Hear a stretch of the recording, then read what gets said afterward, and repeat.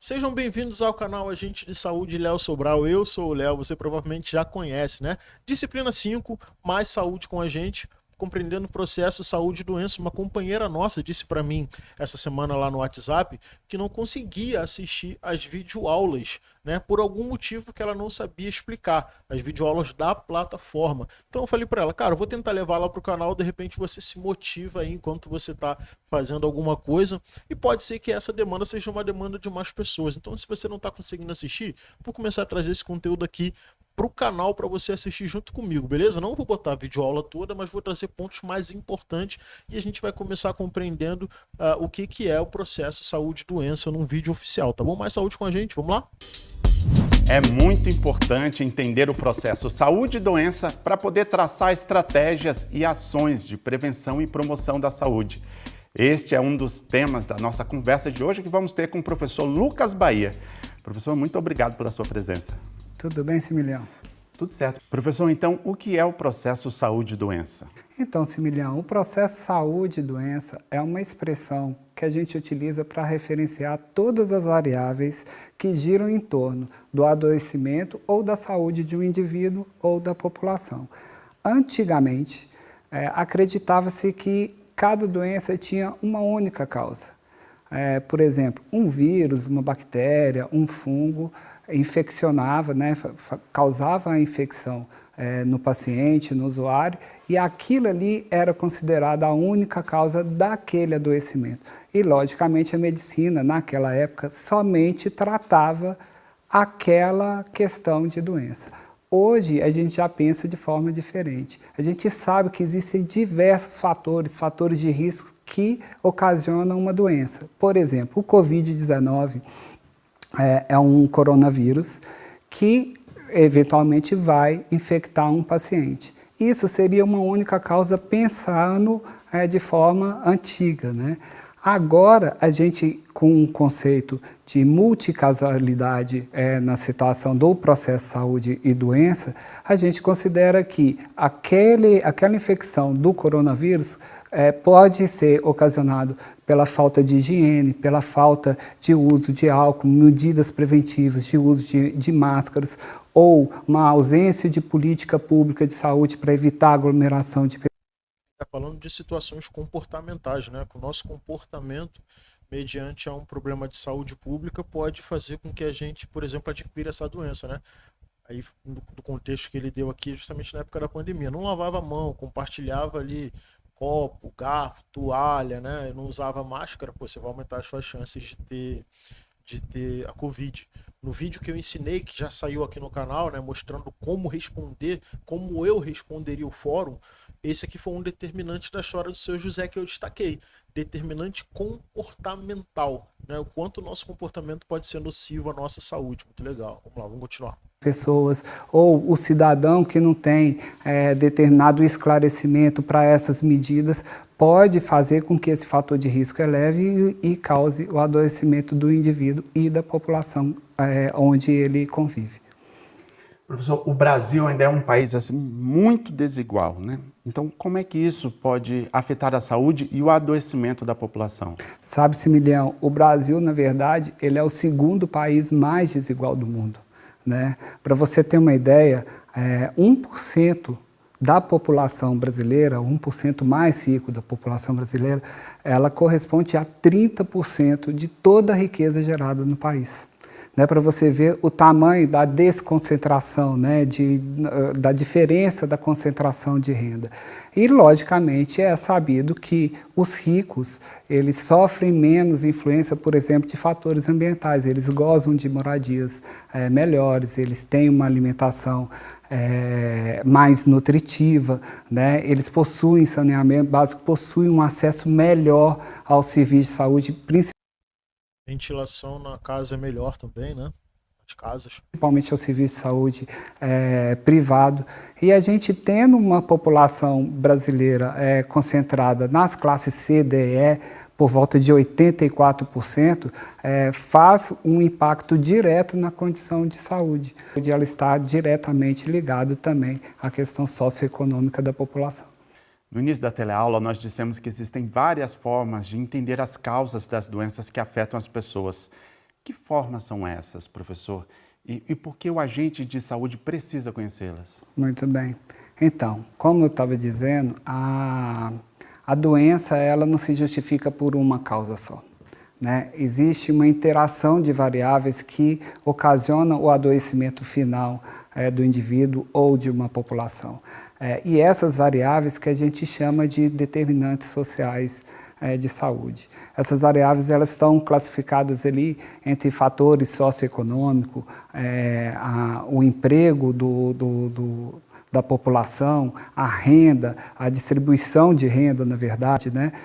A questão da moradia, a questão do acesso à educação, de alimentação, né? Também existem os fatores socioculturais, né? Qual é a crença que o indivíduo acredita, a religião, a influência disso tudo na condição de saúde da família.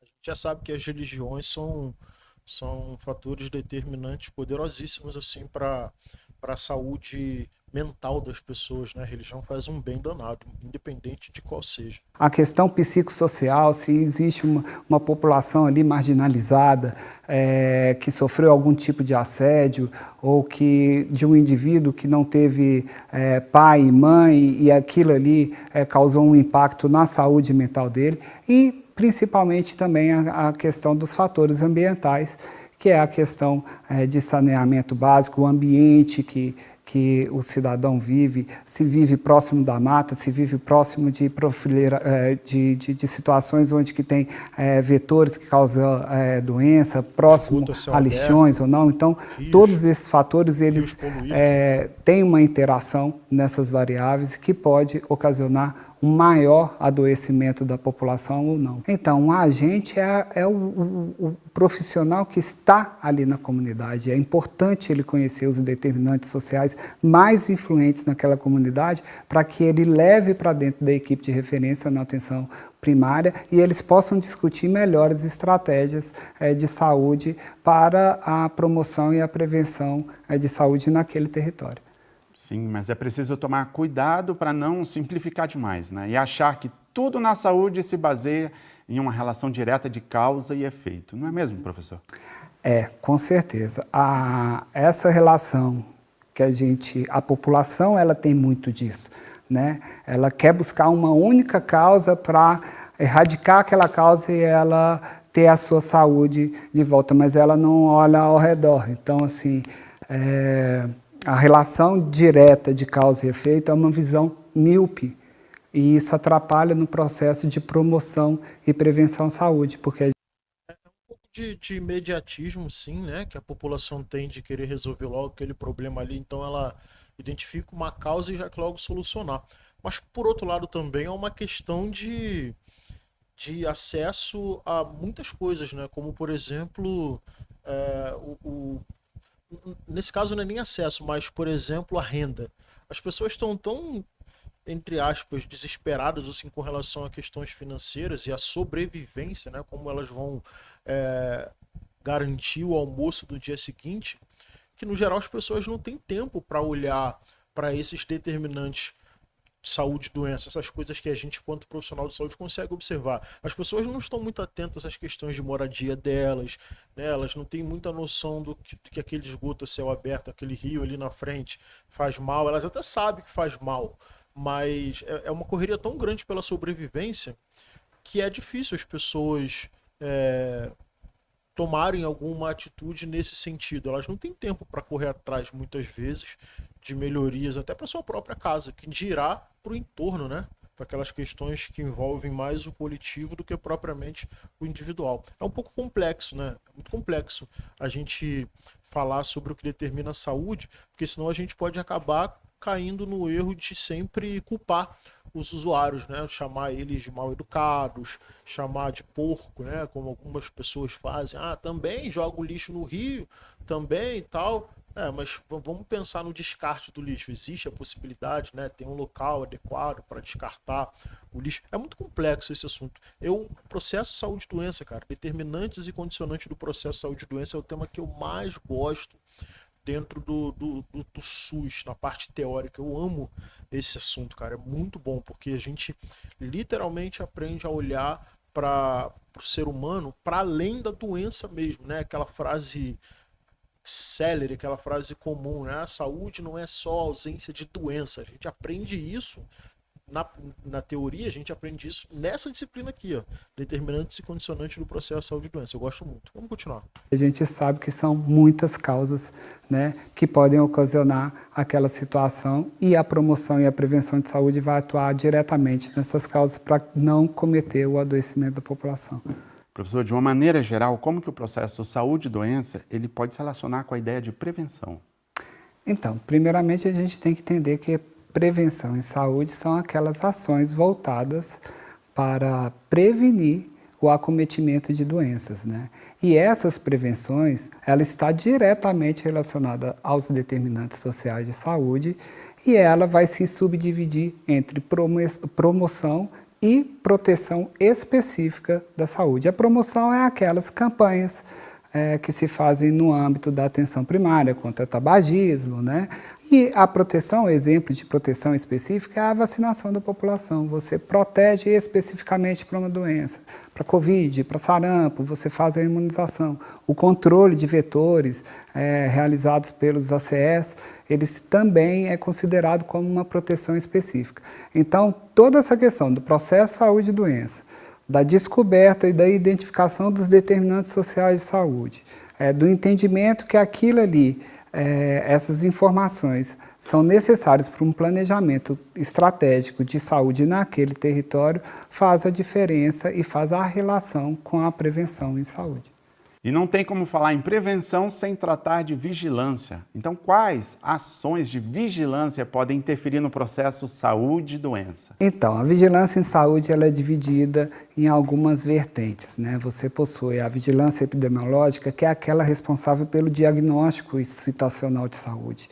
A vigilância epidemiológica ela responde para você o porquê que a população adoece. Quais são as estatísticas relacionadas a isso? Ela pega diversas variáveis no sentido de idade da população, se a população é mais envelhecida, qual é o tipo de doença que ela mais sofre naquele território. E isso é fundamental para que você possa fazer um planejamento e executar ações. Então, a vigilância epidemiológica, por mais que tenha essa série de informações, né, essa concentração de informação, ela também participa das ações de promoção à saúde.